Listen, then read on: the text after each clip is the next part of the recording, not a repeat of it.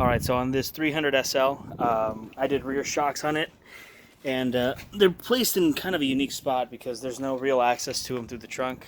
You've actually got to, what I recommend doing is removing this side piece right here, remove this. There's going to be some pins that you're going to be looking at under there that are just push in. Pull them out, take them all out, take this entire back piece off right here.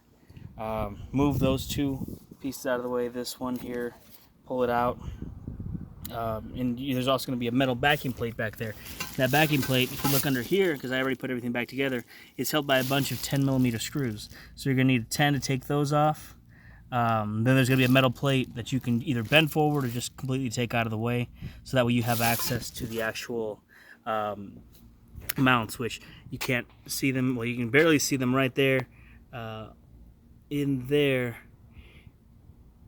you get the bolt all the way up in there, but I'm gonna save you some time. Other mechanics have gone through with taking off the wheel, taking off the brake caliper, taking off a bunch of stuff that, you know, I felt like I didn't want to do it, so I didn't.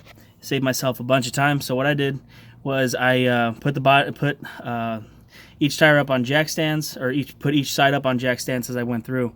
When I put the right side up, obviously put the jack stand under it. Freed up my jack because I wanted to put pressure up on the control arm for when I put the new shock in there. And essentially what I did is, when I came back here, there's 17mm bolts that hold down the bottom part of the shock, initially, at least when they're OE. And then those caliper brackets right there are 17s as well. So what I ended up doing was just removing the entire caliper altogether. Because then essentially what I did was, when I lifted the car up and had the shock loose from the top nut, and then this bolt down here, what I did was I put a screwdriver right up under where the shock is, and then pried up on it, brought it over the lip. And if you don't have the caliper out of the way, it's gonna get in the way. You're gonna have to move it, because that hose will just keep on catching it, and you won't be able to get it out easily. But if you just grab a screwdriver or a small pry bar, put it up under there, and then just wedge it out, it'll come out right through that through the opening that the caliper bracket has once you move it out of the way.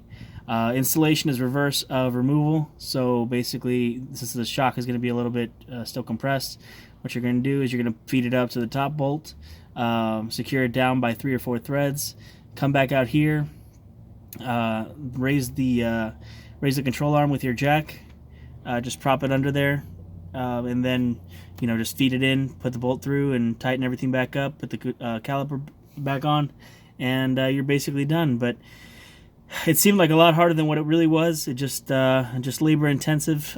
Give it honestly about an hour and a half if you've got time to do it. And also, there's this plastic cowl that sits right up under this, kind of hides everything when you first start the job. So this actually props right up on here. See, hides the bolt, so you can't see it. Makes it seem like it's even harder than what it really is. But if you guys have any questions, if you guys want to see me work on more stuff, please like and subscribe. Let me know. Again, my name is Josh, Demons Auto. Have a great day.